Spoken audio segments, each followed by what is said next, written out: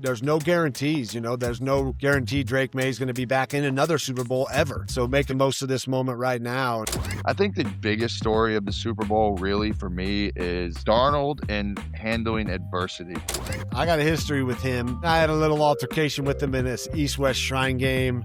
I thought he was doing a little bit of being a dirty player. If you still got it and you still got that fire burning, I advise Stafford to come back because, he's fun to watch. I was a guy that rushed for 2,000 yards in 2 seasons in the SEC. To go to the NFL, I tried to play that same way. I got my shit rocked. We're living in the good old days. Take a look around. Ain't it funny how feels like we're in the good old days. Go and grab a cup, go and fill it up. Cheers to living in the good old days. Welcome to Glory Days, presented to you always by PrizePicks. Today we have an unbelievable guest, a legend in my eyes, a Scottsdale, Arizona State gunslinger. Got drafted by the Cardinals, ended up having a ton of success in Denver. A guy that from top to bottom truly, really is a legend. A guy that played the game the right way, a lot of heart, a lot of passion, a lot of ingenuity. Welcome to the podcast this week, my guy, Jake the Snake Plummer. Appreciate you coming on, brother. How we doing? I'm doing good, Johnny. It's great to join you on your podcast. And like I mentioned a little bit ago, just to meet you. I've been a big fan watching you and had a great time watching you be a gunslinger also and live your life and do your thing just how you wanted to do it. So mad respect for what you did and just had fun watching you and glad to join you today on Glory Days. Likewise, I think we're both in a place now where when football gets out of your life and you start to look back from a different perspective of, what do I like to do outside of grinding in a building for 200 hours a week and trying to go and scheme against these defensive coordinators who are wicked and treacherous, and they're trying to have one job, which is to get you killed. It takes a while for you to kind of get into the flow of what you're interested in, what you like, and what you're good at outside of football that makes you happy, Yeah, there's been many things, really. When we're playing ball, you're really not encouraged to think of anything but ball. And, that can be good and bad. I mean, I think we both were similar. Like when the game was over or the season was done, it was like, all right, good. I'm out. I'm going to do the things I like to do, which is usually seeing friends, seeing family, traveling, playing other sports. So that was one thing. I've always had a lot of fun playing other games that I enjoy, whether that's handball or pickleball, basketball, riding my mountain bike, going up into the mountains. So, there was always something that I would get away from football. And when I'd come back to it, I would miss it where, when the game was done and it was over, yeah, it was tough. It was a tough transition. Definitely, you have all this free time now. You're still in pretty damn good shape, probably the best shape of your life, minus being beat up a little bit. And what's next is something you got to kind of think about, unless you gave that thought some time during your playing career, which, like I said, it really isn't encouraged to think about, planning for when you're done playing ball because you got to be so 100% dedicated to the game. So I've been through many little different transitions. I've said never to a couple things, and then I found myself doing it, like Pac-12 Network and calling games on a couple of stations, just watching football. And then that shifted, and always curious, always open to what's next. And especially when it comes to, trying to heal your body and feel the best that you can feel with obviously the damage that we did, especially playing the style that we played back before they were really protecting the quarterbacks as much as they do now. It definitely is something I spend a lot of time just trying to educate myself and others on anything that helps me feel better, sleep better, perform better, and just overall function better. That's kind of what I'm up to. I think that's what you can do when you get out of the game, right? Is to take the knowledge that you have from looking back at it on a different perspective and try your best in whatever way you can to help the younger kids of the generation who either looked up to you or saw you or knew who you were in whatever way you can, and give some game, give some knowledge to these kids that don't always have the best advice. And we live in a world that's very wishy-washy, and, you never know what kind of advice these kids are getting down nowadays. Everybody wants to be super famous, really quick, highly recruited, all of this stuff. So it's tough. I definitely try to do my best part as well. You mentioned, the younger generation and how they're coming up. And it's funny because, like, when you came out, I was like, what's the big deal? Everybody wants to try to make this kid out to be something. He's a goddamn competitor, Isn't that what you want, right? You want somebody who's passionate and fiery. And I got in trouble a few times for being like that, and I remember trying to reach out to you just to say, like, hey man, if you need somebody that's not like the rest of those people telling you to do the things you don't want to do, I'm all right to tell you, it's all right to be who you are. And that's what some of these young kids need, is just to know, like, be yourself, don't try to be somebody you're not. Don't try to check a box just so a coach likes you or your team likes you. Because when you're fake, guys can see that. But when you're real and you play with your heart and your soul and you lead like you mean You're it. destined to get noticed by Yep. other people. And Yep. so many people are caught up in what your star ratings mean. The transfer portal has made it to where high school kids aren't getting the same look. But hey, if you show up into a coach's office and you show them hard work, determination, that you care what they're going to coach you, that you can buy into a program and let them mold you into being the type of player that you want, without an attitude, without a sense of entitlement about yourself, it can take you wherever. And these coaches are so smart, and they're looking for talent because at the end of the day, everybody wants to win. And they need the right group of guys to be able to come to a goal like that, which is what you see with the Indianas of the world. It's what you see with good programs around college football that buy into a mission and a goal, and the sky is the limit. It takes a few good pieces here and there that are leading the bunch, and people fall in line, magic happens. Yeah, I mean, and these guys that are in the moment, and I was in it, I wasn't thinking too much about other than trying to win. But when I'm removed now, 20 games out from, 20 years out from my last game in the NFL, all you can look back on is obviously the memories you created for hundreds and thousands of people.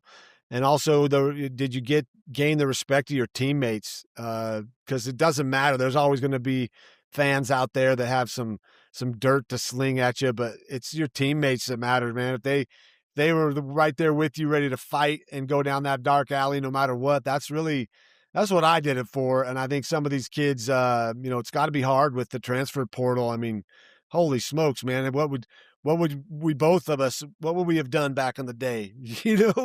With this being open to jump out of the ASU. I was 3-8 my sophomore year. I would have. We would have probably found the coolest college towns in the world and gone from one to another just to see what they all felt like. Yeah, right. I mean, and get paid to do it too. It's a wild scene right now. But again, like you mentioned Indiana, and what a great story there, just of a coach that has something that the guys believed in. And really that's what it is. When you get the right belief system meshed together with players and tone setters and guys that want to go out and play their asses off and win, something special like that can happen. Yeah, no, I agree with that 100%. And I think it adds really good parity to college football and spreading out what teams win. Teams are tired. People are tired of seeing the same fan bases win. For example, if Georgia were to go to a national championship again, their fans have been there. They've been through it. They have a sense of entitlement about it. They obviously are a good program, and they wear that on their sleeves. When I go to the game and I watch Indiana fan base be there, you can feel that they haven't been there before, and that there's a sense of respect, the way they treat people, the way they are, the excitement for them to be in that moment and go win it is great for college sports and great for college football as a whole. PrizePicks, here we are again, America's #1 sports picks app and the best place to win cash while watching sports. The app, it really is easy to use. Just pick more or less on 2+ players. That's it. Find one guy, find another guy, more yards, less yards, more catches, whatever it is, and that's it. Plus, for the big game, PrizePicks has you hooked up with a max discount on Drake May. He needs just one passing yard next Sunday against Seattle to cash in. One. That's it. It's a no-brainer. And on top of picking lineups, you can also pick teams on PrizePicks. Pick the winner, pick the total, The spread on the game, team picks are available in 30 states, including the big ones, California, Texas, and Florida.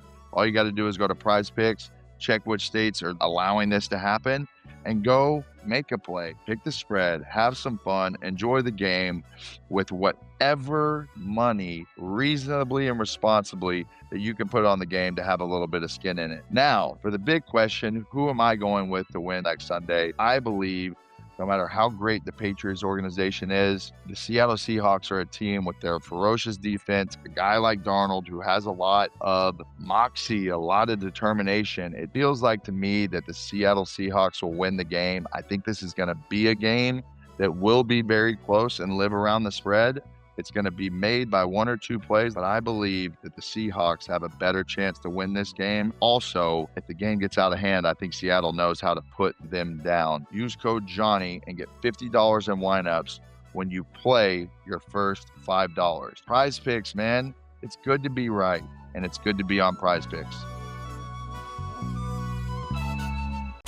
I'm excited about this Super Bowl matchup, and it's new faces, right? A Sam Darnold story that is unbelievable what that guy has done for his career to resurge, refocus, play unbelievably high-level football. And the same can be said about Drake May. People were iffy on him in the draft. I certainly was, and he's a person that I have to sit here and eat my words and say, yo, I was wrong about this guy. He's a hard worker. He throws a beautiful ball. He does not care about the weather, about anything. He takes everything on the chin, and he's got a good coaching staff around them and good role players that make their team really solid. So when you look at it, how do you feel like this game is going to play out from a quarterback lens and what you see happening next Sunday? I got to watch the Patriots-Broncos game. Of course, that second half was crazy with the weather, and there wasn't much going on. Drake May stepped up when he had to. He didn't do it with his arm, but he did it with his feet and his legs, which I wasn't quite sure what kind of quarterback he was until I saw, his toughness there to be able to go out and extend plays and get some crucial big first downs. I wasn't that impressed with his passing early in that game in the first half, and that might have been just an anomaly going against, what is a crazy crowd noise and a defense that comes off the ball, the Broncos defense. So from the two of what I've seen, which isn't a lot with the Patriots, but definitely watch Seattle, I hate to say it, but I think Seattle's going to roll on these cats. I think Seattle's just got too many weapons on offense. They got 4 or 5 guys that every time they touch the ball, it's not just catch it, get tackled. It's catch it and look what I'm going to do now. And they go do it and they get after it. And Sam's playing at a really good level. I've liked him ever since college. I liked his style, just kind of a gunslinger, not afraid. He's a warrior, man. He's a warrior. Yeah. And he's been through it. And I think that offense and what Kubiak's doing with that offense, and their defense is damn good too. The thing that I like to see so much is how calm, cool, and collected Darnold is. No matter the situation, no matter if you get a hold and it backs them up to 1st and 20, it's like, okay, fuck it. We got to go get 8 yards here to get this into second and somewhat manageable. And then if we're in a 3rd and 8, so be it. You have to go get those first downs every now and then. And Kubiak's done a really good job of dialing up plays when they need it most. Like the motion by JSN into the backfield where he gets to run, a corner route from the 3rd level is such a beautiful, smart play against the coverage that you're going to get in down and distance. And hey, it works like a charm when they need a touchdown drive to go and extend a game to win the game. And I think the things you say about Drake May being a little bit iffy with his throwing here and there, you watch him the week before against the Texans and he throws an unbelievable deep ball to Keyshawn in the corner and it's a one-hand catch and it's beautiful and you see the slow motion of the ball. Tight spiral, perfect window, great catch. Your gloves are slippery and that ball could just, in the quickest beat, but he throws such a, feathery, catchy ball that it's easy for his receivers that they have to love playing with him. I just think when you look at it as a whole of both teams, I think the Patriots defense is great. I think Vrabel is going to have them very, very prepared because he's been there himself as a player. But for whatever reason, it feels like to me that the Seattle Seahawks are a team of destiny. Yeah, I mean, Darnold looks good, but he also is a wild card, man. He still pulls the trigger sometimes. You're like, whoa. And I know that. I played like that too. You know, it was like, coach, you called the play. I'm going to make it. So if he plays clean, I think that Seattle rolls in this game no matter what. And, you know, kudos to the Patriots. What a season. And Drake May. I mean, a lot of 2-year, second-year quarterbacks really having some success early. Even Bo Nix here, it was pretty impressive to watch him over the last 2 seasons, and a heartbreaking injury, you know, to have that happen right before, you know, AFC Championship home game really sucked, because his legs would have made a difference in that second half. You know, there's only been 4 quarterbacks who have ever started and won a Super Bowl in their second season. Drake May has the opportunity to do that right now. You know, you have Tom Brady, Big Ben, Kurt Warner, Russell Wilson. You know, that means a lot to the game and a lot to young guys that you can go out and, you know, have success early. And also, you know, you never know when that success is coming back either. Like, take advantage of it. You know, this day and age, the athletes we're seeing and the money that's being exchanged and paid to them, I still think they're underpaid because it's for such a short period of your life and you're doing so much for these cities, these organizations. And I just, you know, you never know. I mean, Mahomes, he's in, you know, 8, 9 straight AFC Championship games, plays in all these Super Bowls. They're not in it this year, you know, and he probably didn't expect that, but here it is. He gets to taste a little bit of what it's like, but there's no guarantees, you know, there's no guarantee Drake May is going to be back in another Super Bowl ever. So make the most of this moment right now. I think the biggest story of the Super Bowl really for me is Drake May's awesome. The Patriots and Vrabel are awesome, cool, but it's Darnold and handling adversity, right? You're at the Jets. You can't get anything going because of the culture and the organization and how it's been, and it just doesn't fit. You're cast away. You go to Carolina. You end up as a backup. You bite your tongue in San Francisco. You go to a Super Bowl. And now you resurge on the Vikings with Kevin O'Connell and Josh McCown. For whatever reason, they let that badass walk out the door, which I'm sure they have their reasons for, and I'm sure they have all the belief in the world at JJ McCarthy. But now he gets with the team in Seattle, and everybody's kind of like at the beginning of the season, I guess that makes sense. Did they pay him too much? Is he really the guy? And he comes out and goes 15-3, gets the number 1 seed, breezes their way while playing good football into the Super Bowl. And you just have to sit back as a fan of the game. And I've been texting my guys, quarterback coaches, people I respect in the game, you know, around the country and being like, yo, this is what it's all about. This is badass. Much can be said about someone's talent and if they're a bust or if they're successful. But when you get in the right situation with the coach or coaching staff and even just an organization where you feel appreciated or you feel like they believe in you, like I mentioned this a lot, like belief in each other, belief in yourself, and belief coming down from the top to you is such a strong feeling and emotion that, you know, all of his struggles aside, were meant to get him ready for this moment right here to take over and come to Seattle and to get into this offense and be allowed to play his style. And also my experience getting coached by Gary Kubiak was he knew what I could do well. He knew what I was good at, and he would do a lot of that. And when there was a time where there was things I wasn't great at, he would avoid putting me in those situations unless it was a must. And so good coaches will do that and help a player like Sam Darnold, you know, come to realize his talents have always been there. He just hasn't had that coach or that guru or that wizard to be able to like mesh it together in the right way and bring it out in him. And we're seeing that, and it's great. It's a great story. You're right. It's the story of the Super Bowl, the one who keeps persevering and resilience and all of that good stuff. But all that aside, you know, he is on an organization with some weapons, man. And when you got weapons, it's fun. You drop the ball off on a little screenplay, and before you know it, it's 50 yards. That's fun. That's fun playing in a diverse offense like that with the defense to back you up. But there are a lot of quarterbacks, you know, we don't get to choose. We get drafted, you know, we get drafted into the situation And I didn't get to choose to go to Arizona and play for the Cardinals. I got there. They hadn't won many games. They hadn't won a playoff game in 50 years. We do that in 98, and then we struggle for 4 years, So I didn't get to choose where I went, but when you get to choose, then you get to go and find that spot. Hopefully it's a sweet spot. And, you get to prove to yourself and to many others, hey, I'm good. I'm supposed to be here. And that's really all you want. Like I said, when you leave, there's always going to be doubters. But when it comes down to it, did your team love you and play their asses off for you, knowing that job we had as quarterbacks, that's the hardest job in damn near any sport you could look for. You got so many things on your plate.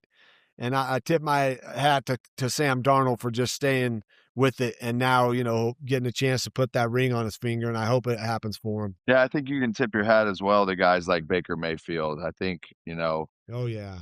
guys, Brock Purdy's dealt with a lot of adversity and people saying a lot about him, and he just chipped away, believed in what Shanahan said. And what you were speaking on earlier is so true, where it's like, after working with Shanahan for a year and, granted our relationship was good, I didn't allow it to get to the point of being greatness and really understanding and buying into everything that he taught. I tell everybody Cliff Kingsbury and, Kyle Shanahan were two masters of the game of football that I got to learn everything from.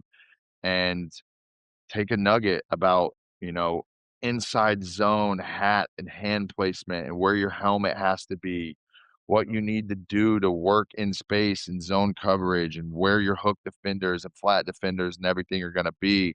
And I truly wish that I would have had the ability at that point in time in my life to buy into it in a way, because when I watch games on Sunday that he calls now, I'm like, you sneaky sly motherfucker, you really got it down.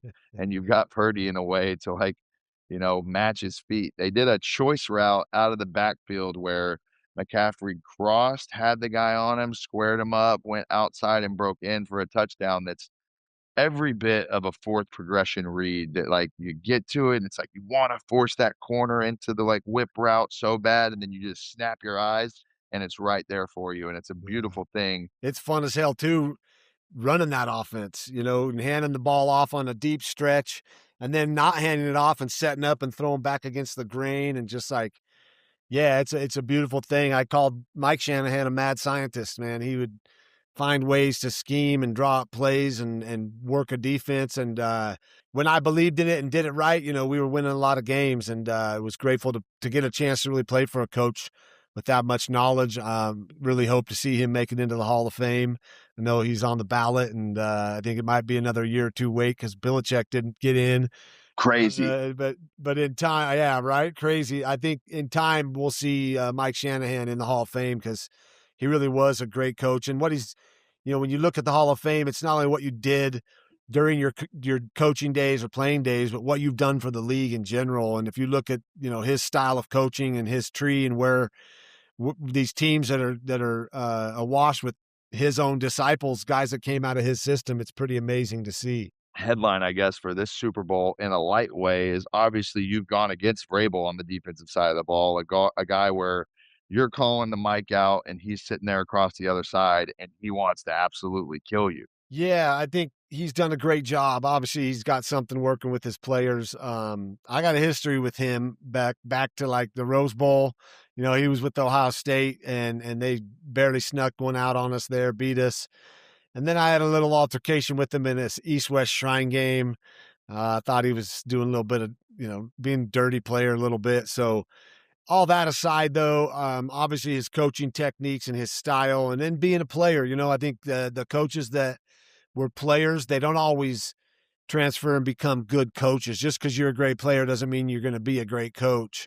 But he's found a way to, I think, like any team. I mean, we were the quarterbacks. Everybody's focused on you. Obviously, if you play well, you're going to probably win more than you lose. But we're only just a part of this. We got to rely on so many other people to pull their weight and do their job and reach their greatness. And I think that's what a good head coach will do, is obviously bring his style, get the right players, set down the standard, but then it's letting the guys around him coach and coach well. And, Josh McDaniels, for all of his style and players that maybe don't agree with him or whatever, he's he's an amazing offensive play caller. And when you're a quarterback, the ball's in your hand, you got weapons. You want someone who's going to put you in a place to succeed. And that was the beautiful thing I got here in Denver was working with Shanahan. If you look at his tree across the league, his influence with that West Coast style of offense that he learned from the greatest down in San Fran from Bill Walsh. I mean, the way they've, you know, made that offensive style be more relatable to the screen game and the zone. RPO Yeah, the and college RPO and how game. it's really beautiful to watch because really when the game comes down to it, as we saw with the Broncos, if you can't run the ball downhill in the NFL, still to this day, if you cannot run the ball downhill, you're going to struggle at times. And that West Coast offense and that zone run blocking is a beautiful thing. For you, I think there's a relatable situation in this playoff where, you have an AFC championship loss before you decide you're gonna come back for one more year in '06. How do you feel when you watch Matt Stafford and a guy that's, like, still playing at such a high MVP level, he's getting older, and he's that close to going and getting another one, they just haven't made that one play or ran into that one matchup where they're favored in to go win it. Yeah, it's tough. He's had a hell of a career. Obviously, being in an organization where they didn't win a lot and then getting into to be able to play at LA, being in a Super Bowl already one time. He's fun to watch, man. He doesn't have much of scrambling ability. He doesn't extend plays much, but his arm talent is one of the best I've ever seen. And I don't know what year this is for him. Is he going into year 15? It's gotta be later than that, like, if Mike Evans is his year, like, 13 or 14, he's gotta be in year almost, like, 18. Yeah, I mean, he it's crazy to see him take his helmet off and he's got gray in his beard and he's like, "Wait, that's still him." Cuz he was Yeah. just young when he came. I remember him from being just a youngster coming in, but I've always loved his style and his ability to make the phenomenal throws. That's hard. It's hard for guys to give up the game. It was tough for me to give up the game. I was ready though, being that I had a lot of other things in life I wanted to do. '05 was the year we didn't make it to the Super Bowl. I really had plans to retire on that stand with the trophy in my hand and thank everybody with one thank you. One thank you is going to be seen by everybody that I know. And so I didn't make it, came back for that 10th season. It didn't, it was going well. And then it fizzled. I got replaced. And in a way, it was kind of sweet to just sit back and coast those last few games. And I don't mean coast, but just be the backup, sit back and relax and enjoy and look at what I'd done for 10 years and go, God damn, man, anybody could say whatever they want about my career, but I did more than I ever thought I could. And what a hell of a way to leave. I'm getting out of here with my body and mind in pretty good intact. And I'm ready to go. I played 4 straight years at ASU, rolled right into the pros and played 10 straight years. So I played for 14 straight years of pretty high level football. My body, my brain, my spirituality, my mental side of it, it was time for me to go. So when if you still got it and you still got that fire burning, I advise Stafford to come back because I mean, shit, he's fun to watch, man. He's a hell of a guy to watch play. Plus, with the weapons he has in LA, man, it's fun to watch him sling it all around the field. It really is, man. He made a throw against the Bears a couple weeks ago where it was like opposite hash comeback that he just let fly, and it's like, you gotta have so much time on the field, such big of balls to not leave that thing late and inside or it's to the house, and it's like, that's the stuff you just sit back, the no looker in the Super Bowl, like, just certain things that he does where he's so good at manipulating coverages, getting his feet tied to his eyes, tied to his timing of everything. It's just poetry in motion to me. I think it's something we've got to see a lot with Rodgers, Brady throughout the years, Peyton, like, especially Peyton in the end of his career where he didn't have as much oomph on his balls, but he just learned to float things into Right. open space and windows to where, like, he was hard on his guys. He was hard on them to the point of like, "Yo, get to the fucking spot. You know where the spot is. Have some feel. Stop being a fucking robot, and I'll throw it there." Like, and you just have to trust it. And I think, for Stafford, he's got a safety blanket in Puka Nakua. He's got a all-around playmaking talent in Devontae Adams. They have a solid run game. And what we were speaking on earlier as well, when you're talking about the Bill Walsh, Shanahan system and stuff, the only way to really slow that down and stop that is to take away the run. And the only way you do that is by getting physical with your front four and shooting gaps by your linebackers and making sure your safeties and secondary are playing with a ton of discipline. And it's really, really hard. You look at a Ben Johnson offense in the playoff game versus the Packers, where they set that fake screen go up all night long. He pumps it. Caleb Williams has his wide open, and you have the whole city of Chicago doing backflips in the stands, where it's like, man, set up, took the bait, touchdown, fuck the Packers is what they're all saying. And it's awesome and fun to watch. I wanted to take a quick break to talk to you about something that's becoming a staple in my day, Lucy nicotine pouches. I've tried a lot of pouches over the years, and Lucy, it's just on another level. My personal go-to right now is the Lucy Breakers, especially the mint flavor. They've got this little flavor capsule inside, so you pop it in with your teeth and it hits you with an instant burst. And the flavor actually lasts. Not like those other pouches that are gone in 5 minutes. And I think they feel the best. It's clean, no tobacco, and the shape, like I said, feels pretty good. Lucy pouches go all the way up to 12 milligrams, so they go from a light dose all the way to the ones that really hit you in the chops. Honestly, once you try them, it's tough to go back. That's why Lucy is the official nicotine pouch partner of Almost Friday. You can grab Lucy in stores nationwide or get it delivered straight to your door. Lucy is the only pouch that delivers long-lasting, on-demand flavor. Find a store at lucy.co/stores or get it shipped with 20% off your first order at lucy.co/Johnny. Lucy products are only for adults of legal age, and every customer is age verified. This product contains nicotine. Nicotine, obviously an addictive chemical. So you guys be safe, make sure you're of age, and check out lucy.co/Johnny for more info.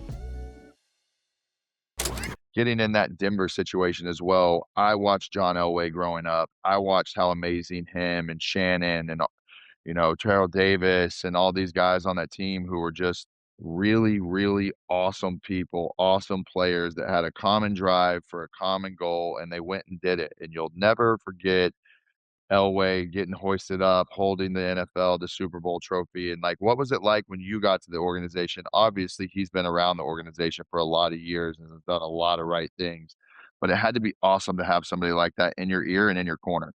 Yeah. I mean, I remember coming in, getting to chat with John. He had just kind of stepped away from doing a whole lot with the organization, and then, was doing a lot of other things. But I remember talking to him, and his advice was just play your ass off. If you play as hard as you can on Sundays, and maybe you'll lose some games, but you're going to win more than you lose. These fans and this Broncos country will love you forever. And he was right. And, it's a big shadow to come into. I have a lot of respect for Brian Greasy and what he went through coming in here right after Elway wins 2 Super Bowls, ends his 16-year career, and rides off into the sunset. But not really, because he's right down the road, and every single car dealership leading to the facility is a John Elway Auto Nation. So John never goes away. He still doesn't. He's just such a phenomenal athlete, competitor, and human in this area. There was no chance for me to ever try to outshine him or worry about being overshadowed by him. It was like, he did his thing. He's done. Who cares? I'm going to come in here and try to win a Super Bowl too. 100%. You're just trying to do the best in your own regards for what you have and the ability and the talent and the team. And it takes special teams.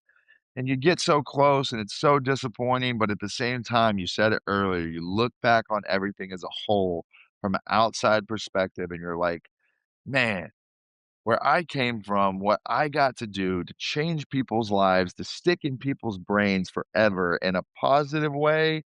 Maybe people don't like you, but at the end of the day, doesn't matter.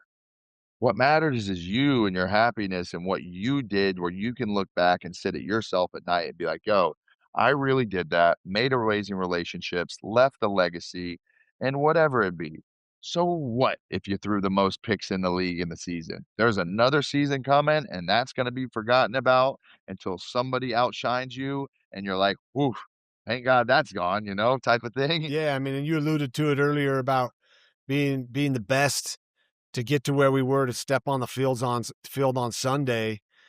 To not forget that, like, there's a gene inside all of us that allows us to, believe in ourselves, and if you're put in the right situation to have success no matter what it is that the next phase is. And I got a chance to meet Condoleezza Rice, who's a partial owner or a minority owner here at the Broncos, and someone asked her about her legacy, a word you just brought up, and she said, I don't really like to talk about a legacy because it's just, I don't really go out to have a legacy or do anything to be my legacy. I just do what I know is right. I do what I know needs to get done. I have my own dreams and goals and ambitions. And if that's my legacy, then I don't want to look at it as my legacy. I want to look at it as my life. And this is what I'm doing. And guys forget, as former players, they forget that they were the best in the world at something. And when you set your mind to something and you can achieve it, it's the same way post-career, whether that's just being healthy, getting through the aches and pains, or shutting out all the noise about concussions and brain trauma, and like, wait a sec, well, what can I do? What do I need to do to get back to be the best version of myself I can be at age 51? I'm 51 now, so how can I be the best, most efficient, and still go out and get things done at age 51? Well, it takes a lot of discipline and good decisions, but also remembering inside here and inside this body is the ability for greatness. And that Yeah, of doesn't mean course. leading a team on the fourth quarter drive. That means being a badass dad, or like, that means getting to that pickleball and anticipating it a little sooner, or helping spread the word on health and wellness and let guys know there are options and different ways to go out there, whether it's alternative medicine or anything, to find ways to be healthy again. You don't have to follow these narratives. You can set your own path, create your own story, and continue to be great. Yeah, I think for me, the alternative medicine and alternative way of thinking of getting a therapist that I get to dial in with when I'm really in situations of need, and we keep a constant flow of conversation to where I can bounce things off her that confuse me in my mind, and she's able to wrap it and put it in a different way and present it to me of like, "Yo, here's how you change your perspective and think about it in a different way." And it's for me to take, me to not take, go through that decision of being prideful and stubborn and all the little emotions that we have based on who you are as a person, and as well as other things as far as, you know, for me, the peptides and the microdosing at times through my life of where I needed it to like mushrooms or ayahuasca or, even ketamine therapy for me has felt like it's repaired my brain in a way of positivity to what football maybe took away from it. I was a guy that rushed for 2,000 yards in 2 seasons in the SEC. I got my shit rocked. And Yeah. to go to the NFL, I tried to play that same way. And, the first game into my second season, I got hit 3 times versus the New York Jets here in the Meadowlands where I felt it. My chin felt it, my, brain got rattled for a little bit. And it's one of those things where you wake up, you see the stars, you're kinda counting them for a minute, and you're like, whatever, we ride again. And it wasn't really until Canada where I had a 20-yard run. I'm running 18, 19 miles an hour, and I see a 6'3" corner at the line, and it's one of those slow motion moments where you're like, you look him in the eyes, he looks you in the eyes, and you're like, "What's up, bitch? You really wanna do this?" And it's like, "Okay." Wham! And then I'm knocked out, the ball fumbles on the inch line. Luckily, one of our our O-linemen picks it up and scores, and I remember it being the first time where I, like, woke up, had chaos around me, and I was like, "Oh, help me up." They help me up, and I run off the field, like, sideways, and I'm like, "No, no, I'm good." I go out for another drive, and then I'm like, "Okay, I'm not good." And then it's like go into that concussion protocol stuff, and it really made me start thinking about the game differently in a way where I was like, I got a long journey back to try and make it to an NFL roster. Like, I have a lot of people to prove wrong, a lot of people that don't believe in me because of my actions and history. I've never broken a bone. I've never gone under the knife. I get out of this game with a healthy mind, a healthy body, an unbelievable, amount of connections and people that love me for who I am. And I can do anything I want that I set my mind to it. Now, has that taken me a little longer to do than I wanted? But you can't force anybody to do what they want to do. And it takes time for you to comprehend and see that in your own way. It's it's still a fun game. I don't know if anybody's asked you before, but would you do it all again? And I always say, yeah, because I loved playing. I loved to compete. And, if it wasn't in football, it was going to be in some other sport. It just so happened to be football. And, I was a small guy, undersized, a lot like you. We weren't 6'3", 230-pound prototypical quarterbacks. But we found a way to make it happen. We played our style. We took a play call by a coach. It didn't work out, and we made it something special. And sometimes we had some pretty, I'm sure you did, and I did too, some hellaciously exciting interceptions. But we also had It's always fun having great to go touchdowns. tackle the guy after you throw one, It's always like you're so pissed off and your energy gets so just like, Ah, and you wanna go yeah. kill him, and I've had times where I just full out running as fast as I can trying to kill a guy, and he just like, swoop, sidesteps me. I'm like, "Oh, this is what they have to deal with on the other side of the ball every week with me," and it's Yeah. funny. You just kinda go back to the sideline, you look at the film, and you're like, "Alright, can't do that again." But it's the beauty of the game. The good goes with the bad. Hopefully, the good outweighs the bad in most situations. And I think what you said is, people ask me more like, if you could go back and do things differently, what would you do? And I always tell people the same exact thing. I would be the first one in the building. I'd be the last one out. I would make it life or death. I would put all the things aside that I thought were fun and what I wanted to do and focus on what it is. And this is the advice I give to Marcel Reed, to Diego Pavia, to JJ McCarthy when we ran into each other last year at a Fanatics event, to whoever it may be. These guys come up to me and they're obviously like, yo, man, love the way you played. You had a huge impact in my life. At a time where I turned the football screen on Saturdays and I wanted to watch what you would do. And I think for me, my role in this life, because of what I've been through, allows me the chance to have a good perspective on it. You want the advice? Amazing. Take it. You don't? Tell me to fuck off and I'll go on my way and take it with a grain of respect. It's not offensive to me. It's not, I get it. I get how many people you have in your ear and people pulling at you in different directions.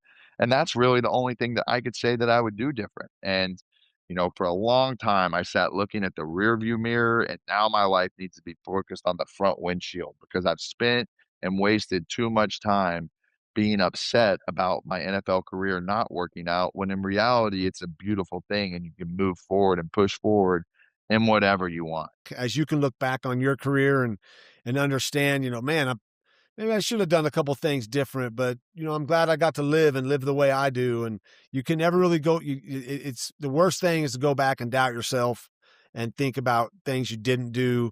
Because when we're in the moment back then, we were living it, we were loving it, we were having fun, and not everybody does it the same. And but there are still some that can go out and live it and have fun and do it. In this day and age, though, that's not very common anymore. I don't think a lot of these guys really go out much anymore. And to some degree, I feel kind of sorry for them because part of the fun was like winning a game and going out that night and celebrating with the fans somewhat. I loved to do that as you did too, because that was who we were. We were special athletes. We could go out there and do some crazy stuff, but deep down inside, we were just humans.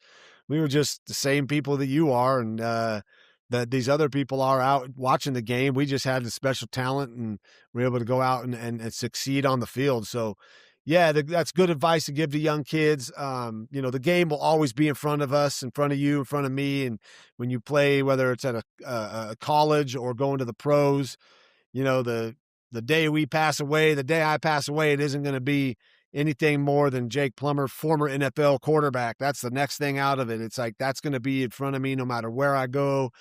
Before I even show up, the NFL brand is in front of me. And if used and massaged and worked to your advantage, you can have a really, really fruitful, enjoyable, exciting life where you get to meet and make a lot of awesome connections throughout your life. Yeah, for sure. I mean, I think I have an interesting relationship with the NFL, with the Cleveland Browns, with all of it, because, they propped me up and put me in a position to be like, yo, you can be the star in the face of this league. And it didn't go that way. And I have controversial moments at times and comments about certain things that, hey, that's just the way that I see the game and the way I believe in it, right? Like people are like, yo, you talk about Cleveland so much all the time, like it must be obsessed with you. Well, hello. I only played for one NFL team. I only have when I walk out in the streets and I am the person that I am, it gets brought up. Now, are my comments sometimes a little bit witty and sharp jabs because of certain things that happened when I was there that I don't speak about? I speak about some of it, but I don't air their business out like I really could and speak from the heart of what I know and what to be true. But it's like, hey, I feel the way that I feel. It is not I'm not the Cleveland's not the reason that I failed.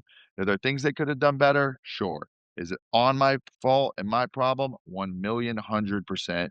But I speak about Cleveland because it's all that's thrown in my face and it's all that I have with the NFL.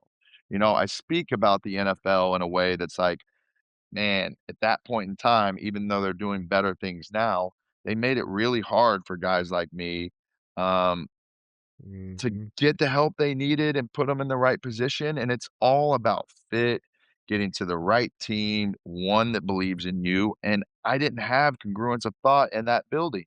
You hear Mike McDaniel say it where it's like, uh, couple people in the draft liked him, but a lot of us were like, "What the fuck are we doing? It's gonna go this way." And it did. And that's okay because I sit here still with respect for Shanahan, respect for Mike McDaniels for what they tried to do, respect for Joe Sheehan in the building, and, firmly put all the blame on my shoulders. But, it just wasn't the right fit and it didn't go on. And for me, I can digest that, sleep at night, swallow it, and move forward with a sense of pride of what I have accomplished. That the game has changed a lot, and I often wonder. In fact, I wanted to ask you this question because when you were just talking about your style and my style, and like I was a little early on. I mean, there were always scramblers and good players that could go make things happen, but I was undersized coming out of college. I wasn't durable, even though I played 42, 43 straight games. All the people have all this stuff they want to say, but you look at a guy like Mahomes even or a Josh Allen, and now those guys wouldn't have existed 15 years ago because their styles didn't fit the box of these coaches. Where now, say you were coming out now and you fell into Andy Reid's offense, like, holy shit, this is a guy who's a genius when it comes to somebody with talent. Because what Mahomes has been doing for years, obviously he's an amazing quarterback, as you and I both were also, but he's been allowed to do these things that were kind of scoffed at or weren't allowed so much back when I was playing and then when you came out. Do you think it's changed? I mean, do you think it's a good thing, or have you seen some quarterbacks too that maybe wouldn't have gotten the chance that they are getting now if they were, 15 years ago? Yes. It started with Michael Vick. It transitioned into RG3. And then it was like, yo, you can really put a pressure on a defense that you can't account for if you run two man and you don't spy. If you've got everything buttoned up, but your D end isn't disciplined enough and he crashes because he hasn't got a sack all day and he's pissed off and he's aggressive and his hand is in the dirt hard and he wants to go. And you pull it and you run for 15 and it's a backbreaker. You see the coaches on the sideline breaking clipboards, screaming at their coaching staff.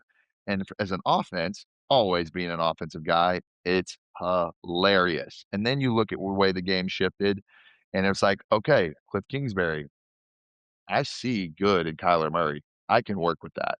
Jaden Daniels, I see good in that. I can work with that. But it takes a coach that's like, yo, if I get him the ball and put him in good situations, success happens. Josh Allen, same way. Mahomes, same way. And another one that people love to debate about is Jalen Hurts. Let him do what he's good at, and you will have success. You pair that with A.J. Brown, Saquon Barkley, and if you can find a way to manage the egos, you have a year like last year where you knock off a dynasty and you beat them into the dirt in the biggest stage in New Orleans. So the game has changed in that remark. Do you still have your prototypical 6'6" quarterback that can scan and see the field and not have to look through holes of offensive linemen and be like, "Can I throw that?" It's still there. It has shifted, and it's all about playing to the strengths of the guys and what they've shown well in college, developing them, getting their mind right, and getting them to a space where, hey, listen to me. When you snap the ball, your eyes need to go here for a half a second, and then you need to whip around and launch that fucking thing as far as you can. And I promise you, it'll be there. I promise you, when we throw this curl and you manipulate that curl flat player to get him a little bit outside, your receiver finds space. It's all you have to look at. Pay attention to me, trust me, rock with me, let's fucking go. And that's awesome to see. So the game is shifted in that way where it can be both things. It can be prototypical. It can be the Staffords who can't really move. It can be, anybody in that same category. And it can be the guy that can just take a QB draw 60 yards to the house. Lamar Jackson, baby. Poof. Woof. People I can say mean, what they want. that's one of the best. Thank goodness the league has changed, because so many athletic quarterbacks came out of college and they just got ran out because they weren't pocket passers. And it's like, yo, this guy, watch out next year is all I can say. Lamar's going to come back hungry next year. He's unique, and he's unique in his own way. And I've been lucky enough to know him since I went to his Heisman night. I sat on his bed with his trophy, saw the joy in his mom's face, and really looked and said, you know what? This kid gets it. He's going to be badass. Get him in the right situation, and they have a chance to win every year, whether they lose the last game of the year or not, and everybody's down on Lamar like he can't get it done. Yeah, right. Just watch. There's only one quarterback that's going to lift the trophy every single year. Hopefully, we get in a space where it bounces around to all these good guys, and you can see parity in the sport. You spoke a little bit about life and what you're doing now. You're a proud owner of, functional mushrooms. How did you get into that, and what has it done for you in the space of your mental clarity? Yeah, you're speaking about Umbo, and we did create a little discount code for your listeners, GDays15, if anybody's interested in going to getumbo.com. I've always been a firm believer in, taking care of yourself. My mom taught me that. My grandma was vegetarian, very aware of what I put in my body.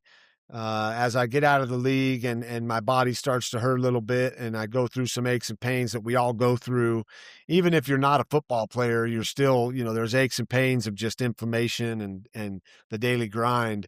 One thing that helped a lot was hemp, which was, hemp, the cousin of THC, although I do believe in THC and its medicinal values. As hemp also has tons of medicinal values for your body. I got the ability to meet some really good people and then get introduced to functional mushrooms. And there's a big difference. Psychedelic mushrooms are all the buzzword what people think I'm trying to send to them or do have them take. And those also have immense power for healing and reset and, taking care of some past traumas and great for, they're doing studies for depression and TBI and all of that. But functional mushrooms are legal. They're sold in grocery stores, health food stores. Our bars that we make are amazing. They taste good. We sell them at REI. And the only reason I got into this was after taking the mushrooms for about 4 or 5 months, right during the pandemic. I was feeling my body drop another layer of inflammation. Parts of my body that used to just ache for no reason, they did not ache anymore. My allergies went away. My immune system was boosted. I didn't get sick during the pandemic. And when I feel the effects of something like that, and I can look at my brothers that I played ball with that are younger than me, that are struggling, or they're already getting full permanent disability. It's like total and permanent disability lasts you a lifetime, bro. Like, you want to be like this forever. That's your choice, but I don't want to be totally and permanently disabled. And if these can help me move and stay fluid and have a fresh cognitive mind and get rid of brain fog and sleep better, have more energy naturally with no side effects. Yeah, man, it's natural intelligence at its finest. And so that's what I've been involved with. been having a lot of fun doing that. Trying to get these guys, most of them my former teammates, just to listen and get curious. And then once they listen, and they try it, the rest is history, man. So that's what we're doing. It's fun. It's fun, Johnny. I love to get the opportunity to help people feel better. And that's not just former players. When I have, whether it's friends of mine gone through breast cancer, or friends that have a friend who has MS, and even epileptic seizures in little kids, when they're finding healing through this nature, which is, there's mushrooms and spores everywhere. The ones we're studying have a big benefit for the human body. So I got to speak on it and get behind it, and do it myself, and reap the benefits there. And then also go out and try to share that knowledge with other people. And as we get into, the final questions and stuff, question of the week is presented by PrizePicks as always. So you guys who are listeners regularly, use code Johnny, play $5, get $50 in lineups. Make sure you check out Umbo, UMBO. If you have any interest in what we've talked about today, I think it's something I'm going to check out. I'm going to continue to promote, because I believe, and Jake believes, that it promotes wellness and promotes something that maybe you haven't thought about before. But the worst thing that you can ever do is not try it because you have, a fixated opinion on what it is, when in reality, try it once. If you like it, you love it, amazing. If you don't, that's cool too. I believe there's people out there that will get help by the one, by the dozen, or by the thousands, and it doesn't really matter. So in every episode, I sit back with our guests at the end and I ask them, if you had to choose one word to define your glory days, from, being a kid to Arizona State to the Cardinals to the Broncos, and as you sit back now, what's one word that you look back on your football career and are like, man, that's the word that describes who I was, how I was as a player, and how I look at it? Ooh, that's a good question. A lot of words in the English language. It'd be fun to find, see what people describe what their choice would be. But I would say, all in all, when it comes down to it, it was passion. It was whatever it was. Football was what I did a lot and what people know me for. But my close people and friends and family know that, whatever I was doing, there was always passion behind it. It was, 100% into it, whatever I was doing. And so, passion, I think, would be something that would define just how I went about it when I was out there. It meant something to me.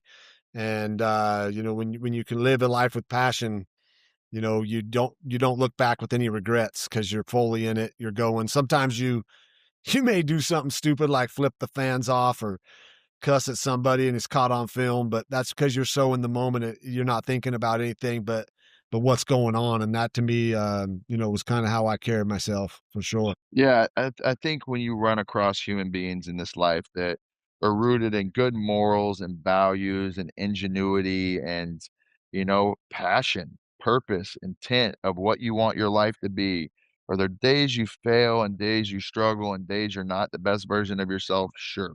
But if you can look back at that, be self-aware and recognize where your flaws are and, put time and effort into fixing those things, when you look at it down the road, you're better for it. You're more self-conscious, you're more self-aware, you're more confident in yourself, and it gives you the ability to be the best version of yourself. I think, from my point of view, what I think of you as a person and as a player is absolutely spot on with everything you've said. Man, for me, I've enjoyed this. I've enjoyed getting a chance to know and see a side of you. Thank you for the memories that have been ingrained in my mind for a long time of being Jake the Snake, being a legend in every regard, whether it was a Super Bowl ring, a national championship, or not. You're rooted in the things that I rock with and I love. So for you to take the time out of your day, find a window that we could do this and be yourself to the maximum degree and have a conversation like this. Thank you. I respect you and got the most love for you, and anything that I could ever do, I'm always here for you. Right on, Johnny. Thank you, man. It's been a pleasure to rap with you for a little bit here. And like I said earlier, man, I was a huge fan watching you play, man. You played did some crazy shit I'd never seen before. So thank you. And for finding your path now, man, I tip my hat to you for knowing, hey, life goes on, man. Let's find out what I can do next to to be the best me I can be. So thanks for the time today. I appreciate the opportunity to come on Glory Days and share some stories and share what I'm up to now. And I hope the fans out there enjoy it. Yeah, man. Keep rocking, brother. Keep doing your thing. I'm always in your corner. This is Glory Days with Johnny Manziel, my guest, Jake Plummer. Thank you guys for tuning in, and much love. Peace, love, and mushrooms.